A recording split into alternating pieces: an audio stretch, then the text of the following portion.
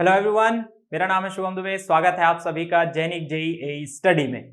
हम लोग अपना इरिगेशन का सब्जेक्ट पढ़ रहे थे। ठीक है, आज हमारे इरिगेशन के सब्जेक्ट का 10th लेक्चर है और अभी तक हम लोगों ने क्या क्या देख डाला है। अभी तक हम लोगों ने अपना चैप्टर 1 फिनिश कर लिया है इरिगेशन इंजीनियरिंग का, और उसके बाद चैप्टर 2 का पार्ट 1 भी हम लोग फिनिश कर चुके हैं। ठीक है, पार्ट 1 क्या था? Soil moisture and plant relationship, जिसमें सारी चीजें हम लोगों ने देखी थी। फील्ड कैपेसिटी के बारे में हम लोगों ने देखा था, है ना। अवेलेबल वाटर क्या होता है, अनअवेलेबल वाटर क्या होता है, ये सारी चीजें हम लोग देख चुके हैं।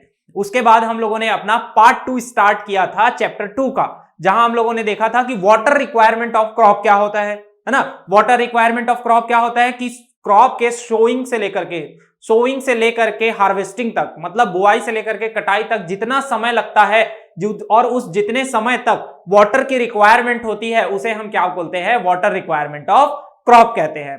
ठीक है, बेस पीरियड के बारे में पढ़ा था हम लोगों ने, क्रॉप पीरियड के बारे में पढ़ा था। ठीक है, जितना टाइम लगता है सोइंग से लेकर हार्वेस्टिंग तक, वो होता है क्रॉप पीरियड। और सोइंग से पहले से लेकर के जो फर्स्ट वाटरिंग हम लोग करते हैं बुआई के पहले, और कटाई से पहले तक जो लास्ट वाटरिंग करते हैं, उस ड्यूरेशन को हम लोग क्या बोलते हैं? Base period. ये सारी चीजें हम लोग देख चुके हैं। ड्यूटी डेल्टा के बारे में पढ़ चुके हैं। ड्यूटी क्या होता है, डेल्टा क्या होता है ना। अलग अलग क्रॉप के लिए कितना हमें डेल्टा देना पड़ता है, डेप्थ ऑफ वाटर कितना प्रोवाइड करना पड़ता है, ये सारी चीज भी देख चुके हैं। रिलेशनशिप भी देखा था, एक फॉर्मूला डेवलप किया था। और कल के वीडियो में हम लोगों ने क्या देखा था? Factor affecting duty and delta को देखा था कि कौन कौन से फैक्टर हमारे ड्यूटी एंड डेल्टा को अफेक्ट करते हैं, है ना। सॉइल का टाइप हो गया, जितना ज्यादा, और मैंने आपको एक बेसिक कॉन्सेप्ट बताया था कि जितना डेप्थ ऑफ वाटर लगेगा आपको, ठीक है, जितना आपका डेप्थ ऑफ वाटर होगा उतना ही आपको क्या लगेगा? आपका ड्यूटी कम होता जाएगा। ठीक है, इस तरीके का रिलेशन हम लोग देखे थे डेल्टा और ड्यूटी के बीच। 8.64 बी डिवाइडेड बाई डी। अब इसको मैं इस तरफ अगर ट्रांसफर कर दूं तो कुछ इस तरीके से हो सकता है, d is equal to 8.64 b divided by del. अब डेल क्या है? Depth of water. अब जितना डेप्थ ऑफ वाटर इंक्रीज होगा उतना ही ये क्या होगा? डिक्रीज होगा। जितना नीचे का संख्या बढ़ते जाएगा, नीचे का नंबर बढ़ता जाएगा, उतना ही ये क्या होगा? छोटा होता जाएगा, है ना। अब सॉइल ज्यादा परमिएबल रहेगा तो ज्यादा उसमें वाटर लगेगा, डेप्थ ऑफ वाटर आपको ज्यादा प्रोवाइड करना पड़ेगा। जहां डेप्थ ऑफ वाटर बढ़ा, आपका ड्यूटी क्या हो गया? कम हो गया, है ना। वैसे ही टेम्परेचर क्लाइमेटिक कंडीशन पे डिपेंड करता है कि टेम्परेचर आपका इंक्रीज हुआ तो वहां भी आपको वाटर ज्यादा लगेगा, डेप्थ ऑफ वाटर ज्यादा लगेगा। ये बढ़ा मतलब ये कम हो जाएगा, है ना। तो ये चीज को अगर याद रखोगे तो पूरा फैक्टर अफेक्टिंग वाली चीजें बन जाएंगी। जिन भी चीज से, जिन भी कारणों से, जो भी, अगर आपका टाइप ऑफ क्रॉप हो गया, टाइप ऑफ लैंड हो गया, टोपोग्राफी जैसा रहा, ठीक है, नेचर ऑफ ग्राउंड जैसा रहा, तो उसके हिसाब से जो भी चीज अगर आपका डेप्थ ऑफ वाटर को बढ़ाता है, वो सारी चीजें आपके अफेक्ट करती है ड्यूटी को। ओके, और ये इंक्रीज हुआ तो ये डिक्रीज हो जाएगा। ओके, यहां तक की चीज देखे थे। फिर हम लोग क्या देखे थे उसके बाद? Gross command area, culturable command area, जिसे कल्टीवेबल कमांड एरिया भी कहते हैं, उसको हम लोगों ने देखा था। क्रॉप रेशियो के बारे में देखा था और इंटेंसिटी ऑफ इरिगेशन के बारे में देखा था। ठीक है, तो देखो क्या देखा था हम लोगों ने।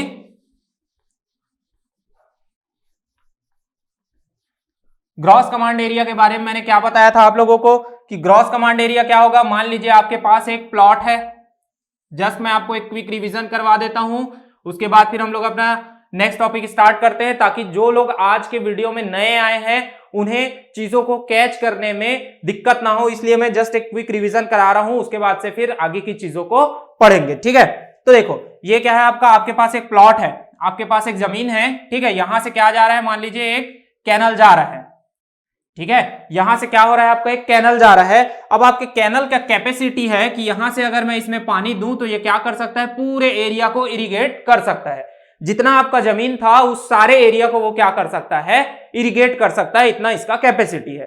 ठीक है, तो ये क्या हो गया? आपका ग्रॉस एरिया हो गया। हम लोग बाकी सारी चीजों में भी पढ़ते हैं, आरसीसी वगैरह में भी हम लोग पढ़े ग्रॉस एरिया के बारे में, है ना। तो ये क्या हुआ? जितना जमीन है वो आपका क्या हो गया? Gross area. और इस पूरे एरिया को क्या कर सकता है? आपका कैनल इरिगेट कर सकता है, तो इसको हम लोग क्या बोलेंगे? ग्रॉस कमांड एरिया बोलते हैं। ठीक है, अब देखो, अब ये पूरा एरिया है, ये पूरा आपका एरिया है, इसमें क्या है? मान लीजिए आपका ये खेत है या जो भी जमीन है आपके पास, जो एरिया अवेलेबल है, उसमें कहीं पर कोई घर बन गया होगा, कहीं से कुछ रोड चला गया होगा, तो अब आप क्या करोगे? इतने हिस्से में तो आप क्रॉपिंग नहीं कर सकते, है ना। जहां घर बना है, रोड है, अब वहां तो आप क्रॉप नहीं उगाओगे, तो वो क्या हो जाएगा? आपके ग्रॉस एरिया से डिडक्ट हो जाएगा।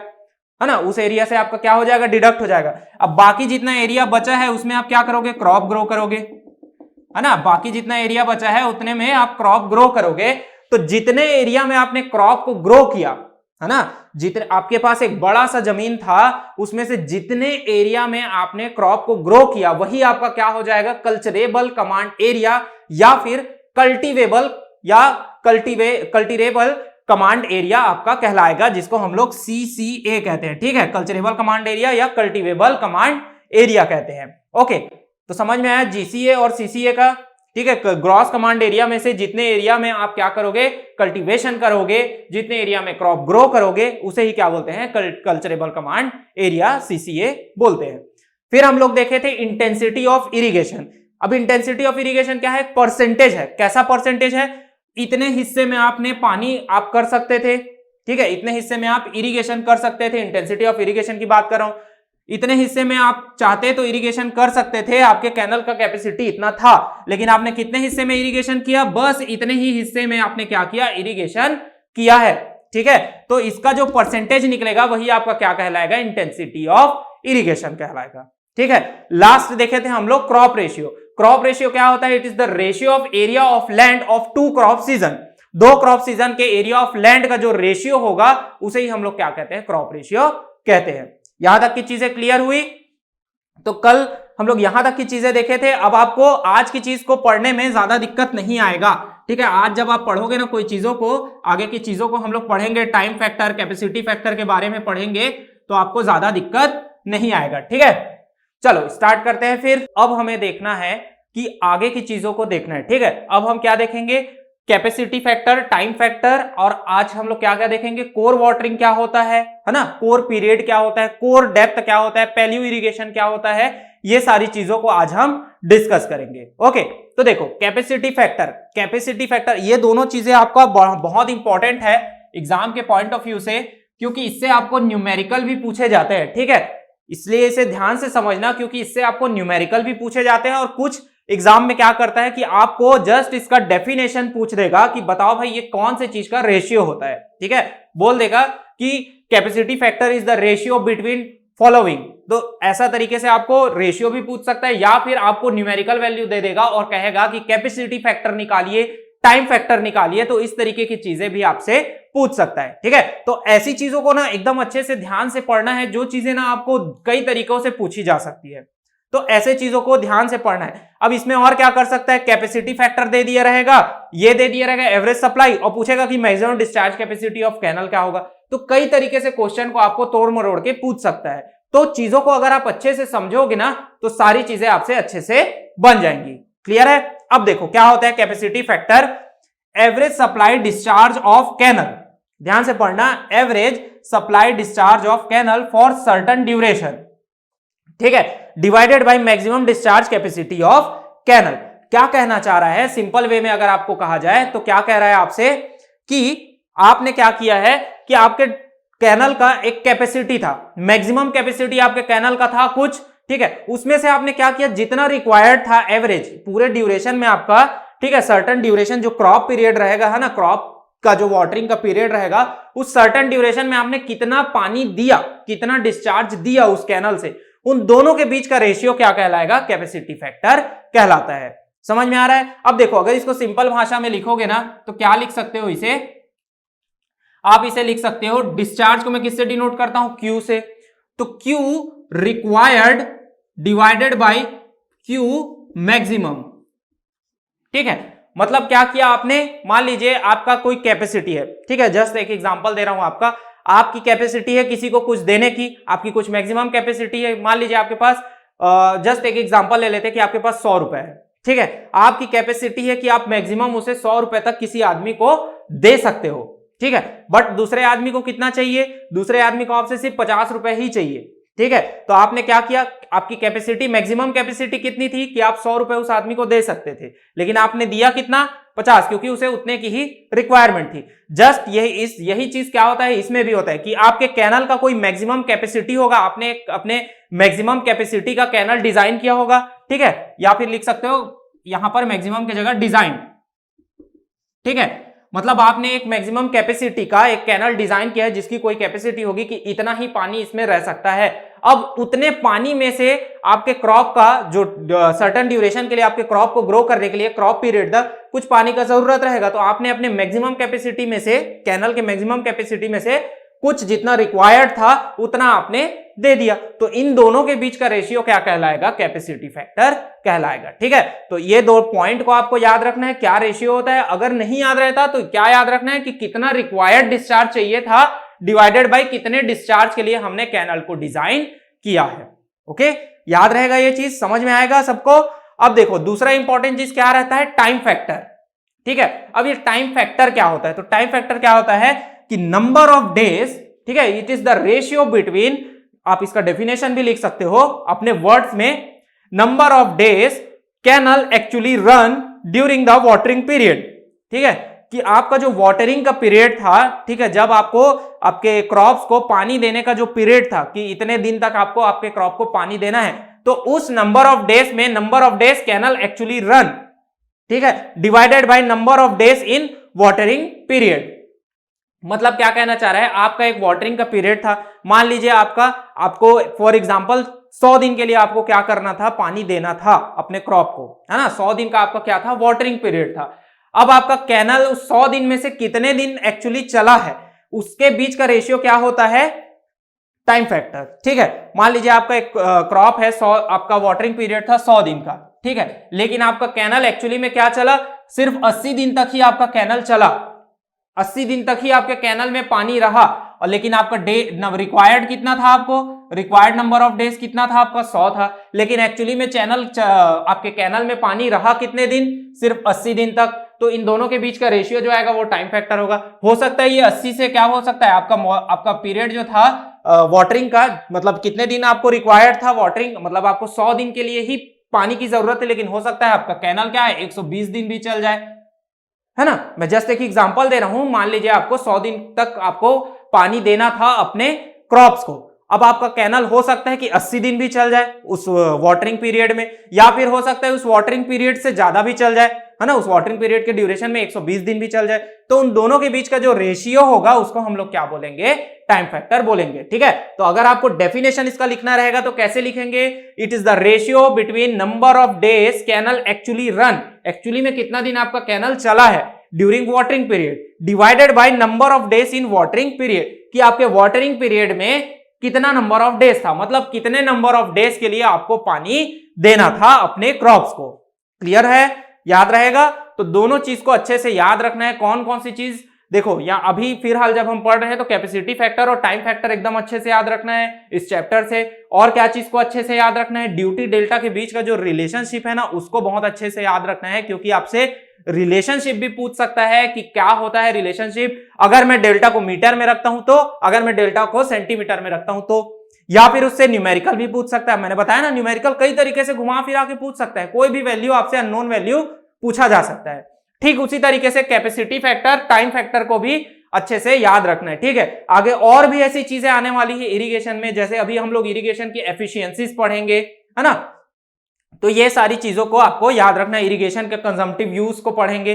तो ये जो चैप्टर 2 है इसमें ऐसी सारी बेसिक चीजें हैं जिसमें से क्वेश्चन बहुत आते हैं, और ऐसे ही क्वेश्चन आपको एग्जाम में पूछे जाएंगे।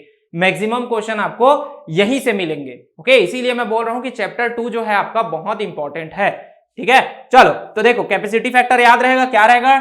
ये आपका है ratio between average supply discharge of canal for certain duration divided by maximum discharge capacity of canal. मतलब कितना आपको रिक्वायर्ड था डिस्चार्ज का, उसका डिवाइड कर देंगे कि कितना आपने डिजाइन किया था, कितने मैक्सिमम कैपेसिटी के लिए आपने अपने कैनल को डिजाइन किया था। ठीक है, उसके बाद क्या पूछ रहा है आपसे? Time factor. टाइम फैक्टर क्या होगा? Ratio between number of days canal actually run during the watering period divided by number of days in watering period. Clear है? याद रहेगा? चलो नेक्स्ट पे चलते हैं हम लोग। नेक्स्ट क्या है आपका? नेक्स्ट अब हमें पढ़ना है कि कोर वाटरिंग क्या होता है। ठीक है, कोर वाटरिंग क्या होता है, कोर पीरियड क्या होता है, कोर डेप्थ क्या है, और पैलियो इरिगेशन किसे कहते हैं।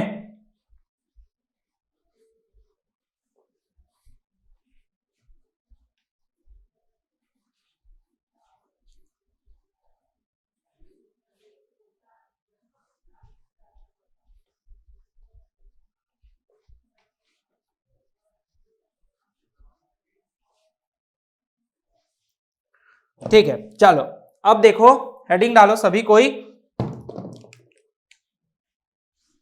हेडिंग डालो कोर वाटरिंग, कोर वाटरिंग। ठीक है, अब कोर वाटरिंग का डेफिनेशन क्या होगा? कोर वाटरिंग का डेफिनेशन लिख लीजिए, it is the first watering, it is the first watering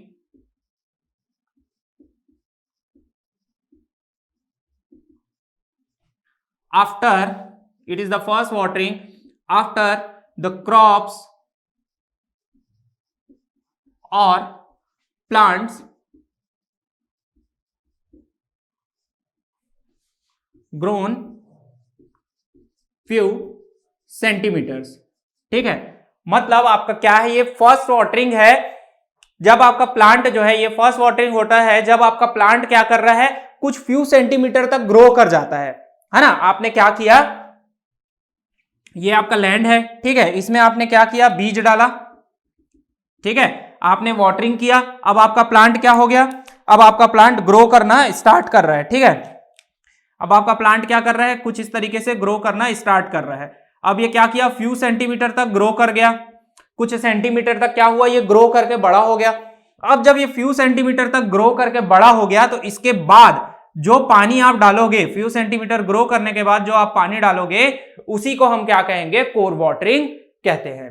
ठीक है, इसे ही हम क्या कहेंगे, कोर वाटरिंग कहेंगे। डेफिनेशन क्या कहता है इसका, it is the first watering after the plant और crops grown few centimetre.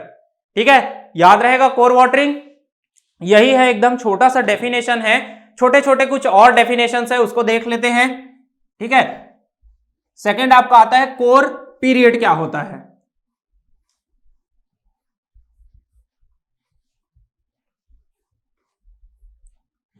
Core period क्या होता है, हेडिंग डाल लीजिए कोर पीरियड। ठीक है, अब कोर पीरियड क्या होगा आपका, कोर पीरियड क्या होगा, it is the time duration, it is the application, it is the time of application of water, application of water for limited period,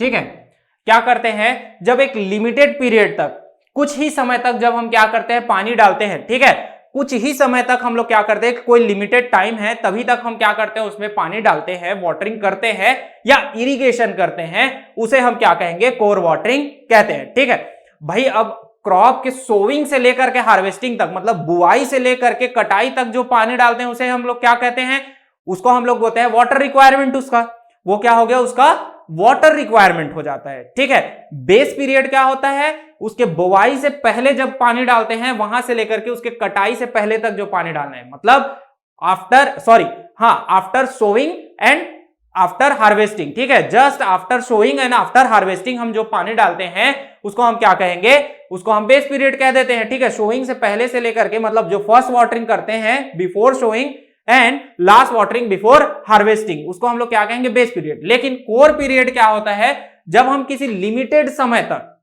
भाई कोर वाटरिंग मैंने बताया ना कि फ्यू सेंटीमीटर तक जब क्रॉप ग्रो करता है तब हम पानी डालते हैं, उसको क्या कहेंगे, core watering.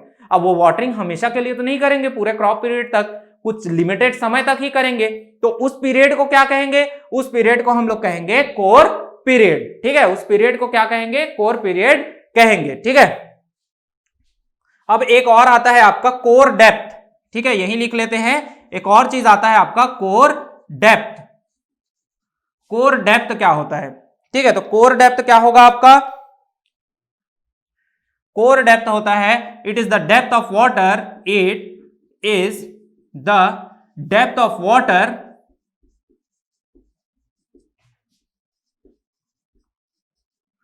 During, it is the depth of water during core period. ठीक है, तीनों चीज को समझो, कोर पीरियड के दौरान कोर पीरियड के दौरान जितना हम डेप्थ ऑफ वाटर रखते हैं, ठीक है, उसको हम क्या बोलते हैं, कोर पीरियड के दौरान जितना डेप्थ ऑफ वाटर रखते हैं उसको हम लोग क्या बोलते हैं, कोर डेप्थ कहते हैं। ठीक है, अब तीनों चीजों को लिंक करके समझो तो और अच्छे से समझ में आएगा। जब आपका प्लांट क्या हुआ, देखिए मैं एक लाइन डायग्राम से आपको समझाता हूं। ठीक है, एक लाइन डायग्राम से इसको समझते हैं, ज्यादा अच्छे से समझ में आएगा। ये क्या है आपका, ये लैंड सरफेस है। ठीक है, आपने इसमें क्या किया, बीज डाला, इस तरीके से आपने क्या किया, बीज डाला। अब ये बीज क्या हुआ, धीरे धीरे क्रॉप बनना शुरू हुआ, कुछ ग्रो करना शुरू किया, फ्यू सेंटीमीटर हाइट तक क्या हुआ, आपका क्रॉप ग्रो किया। अब इसमें आपने क्या किया, वाटरिंग किया। इसमें आपने क्या किया, वाटरिंग किया। कब, जब आपका क्रॉप क्या हुआ, फ्यू सेंटीमीटर तक ग्रो कर गया, है ना, फ्यू सेंटीमीटर तक ग्रो कर गया, थोड़ा बड़ा हो गया फ्यू सेंटीमीटर तक, तब आपने क्या किया, उसमें पानी डाला और कुछ डेप्थ तक पानी डालेंगे। भैया पानी डाल रहे हैं तो कोई डेप्थ तक तो पानी डालेंगे और किसी समय तक पानी डालेंगे। तो ये देखो, ये जो वाटरिंग की है, ये जो वाटरिंग हुआ वो क्या कहलाया, कोर वाटरिंग। ये क्या कहलाया, core watering. Few centimetre grow करने के बाद जो पानी डाले वो क्या कहलाया, कोर वाटरिंग। कितने समय के लिए डाले, कुछ लिमिटेड टाइम के लिए डाले, वो क्या कहलाया, कोर पीरियड कहलाया। कितने डेप्थ तक डाले, जितना इसका डेप्थ होगा, ये डेप्थ क्या कहलाएगा, कोर डेप्थ कहलाएगा। क्लियर हुआ, समझ में आया ये सारा चीज, लिंक करते बनेगा कोर वाटरिंग, कोर पीरियड और कोर डेप्थ को। ठीक है, लिंक करते बनेगा सभी को। इस तरीके से लाइन डायग्राम से समझ लेना, एकदम अच्छे से समझ में आ जाएगा, डेफिनेशन भी याद रखने की जरूरत नहीं पड़ेगी। ठीक है, इस तरीके से लाइन डायग्राम से समझ लेना कि एक लैंड है, उसमें क्रॉप फ्यू सेंटीमीटर ग्रो किया, पानी डाले, कोर वाटरिंग। जितने समय के लिए डाले, कोर पीरियड। कितने डेप्थ तक डाले, वो कोर डेप्थ। समझ में आ गया, एकदम इजी। चलो एक लास्ट चीज बच जाता है आज का, वो लास्ट चीज क्या है, पैलियो इरिगेशन। और पैलियो इरिगेशन बहुत बार पूछा गया है कि पैलियो इरिगेशन होता क्या है। ठीक है, पेरेनियल क्रॉप और पैलियो इरिगेशन। अब देखो पैलियो इरिगेशन होता क्या है, इसका स्पेलिंग होता है PALEO, पैलियो इरिगेशन। ठीक है, ये पैलियो इरिगेशन होता क्या है, इसको लिख सकते हो आप लोग, वाटरिंग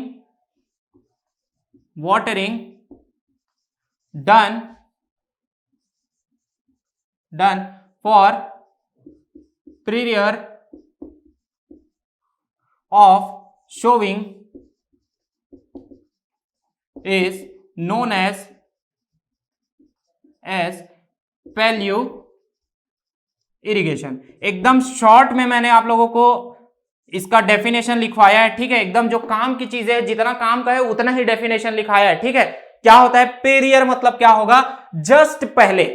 ठीक है, आप क्या किए, शोइंग से जस्ट पहले आपने क्या किया, शोइंग के जस्ट पहले आपने एक पानी डाला, है ना। शोइंग के जस्ट पहले मतलब बुआई के जस्ट पहले आपने क्या किया, बुआई से पहले जो पानी डाले, है ना, बुआई से पहले जो पानी डाले उसे क्या कहा जाता है, उसे कहा जाता है पैलियो इरिगेशन। ठीक है, उसे क्या कहा जाता है, पैलियो इरिगेशन, ताकि आपका सॉइल मॉइस्ट हो सके, आपके सॉइल में मॉइस्चर आ सके, है ना। आपने क्या किया, शोइंग के पहले उसमें पानी डाला, शोइंग के पहले उसमें इरिगेशन किया, उसे हम क्या कहेंगे, पैलियो इरिगेशन कहेंगे। Just period of the showing, period मतलब पहले, शोइंग के पहले आपने क्या किया, वाटरिंग किया, उस वाटरिंग को हम लोग कहते हैं पैलियो इरिगेशन। ठीक है, तो ये कुछ चीजें थी, इंपॉर्टेंट डेफिनेशन थे आपके चैप्टर 2 का। ठीक है, तो चैप्टर 2 का पार्ट 2 का एक जो हिस्सा था वो फिनिश होता है आज। नेक्स्ट हिस्से में हमें पढ़ना है कंजम्पटिव यूज के बारे में पढ़ना है ना। नेक्स्ट हमारा जो लेक्चर होगा उसमें हम लोग कंजम्पटिव यूज के बारे में पढ़ेंगे। कंजम्पटिव यूज क्या होता है, NIR, FIR, है ना। और उसके बाद फिर हम लोग पढ़ेंगे जो इरिगेशन की एफिशिएंसीज होती है उसके बारे में पढ़ेंगे। यहां पर जब ये दोनों चीजें, सारी चीजें कंप्लीट हो जाएंगी तो आपका चैप्टर 2 भी फिनिश हो जाएगा। फिर चैप्टर 3 से हम लोग देखेंगे कैनल डिजाइनिंग का। ठीक है, वहां से चीजें अब समझने वाली हो जाएंगी। यहां कुछ डेफिनेशन थे, कुछ फॉर्मूलाज थे। ठीक है, वहां जब हम चैप्टर 3 में जाएंगे तो हमें अनलाइन कैनल के बारे में पढ़ना है, लाइन कैनल के बारे में पढ़ना है। ठीक है, लेसिस और खोसला थ्योरी के बारे में पढ़ना है। दोनों ही थ्योरी से हमें लिमिटेशंस पढ़ने हैं कि दोनों थ्योरी में लिमिटेशन क्या था, डिफरेंस क्या था, वो सारी चीजें हम लोग पढ़ेंगे चैप्टर 3 में। तो नेक्स्ट वीडियो में हमें पढ़ना है इरिगेशन एफिशिएंसीज के बारे में और कंजम्पटिव यूज के बारे में। ओके, तो उम्मीद है आज की इस वीडियो में जितनी सारी चीजें हम लोगों ने पढ़ी है, सारी चीजें आपको अच्छे से समझ में आई होगी, है ना। और चीजें अच्छे से समझ में आई है तो वीडियो को लाइक जरूर करना, क्योंकि आपके लाइक से पता चलता है कि आपको कितने अच्छे से चीजें समझ में आई हैं। अगर कोई डाउट होता है तो कमेंट सेक्शन में जरूर पूछना कि आपको कौन सा डाउट है, किस जगह पे डाउट है, कौन सी चीज समझ में नहीं आई। अगर वहां नहीं बनता तो आपको डिस्क्रिप्शन बॉक्स में टेलीग्राम का लिंक मिल जाएगा, वहां आप क्लिक कर लीजिए, वहां आपको सारी चीजें पूछने में आसानी होगा, डाउट्स आप पूछ सकेंगे। वीडियो में जहां पर डाउट रहेगा आप स्क्रीनशॉट खींच करके भेज सकते हैं, ठीक है। और चैनल को सब्सक्राइब जरूर कीजिए ताकि आपको हर दिन वीडियो का नोटिफिकेशन मिल जाए और आपका एक भी लेक्चर मिस ना हो। वीडियो पसंद आए तो वीडियो को शेयर जरूर करना ताकि और भी लोगों तक ये जानकारी पहुंच सके, ठीक है। तो मिलते हैं अगले वीडियो में नेक्स्ट टॉपिक के साथ। Thank you.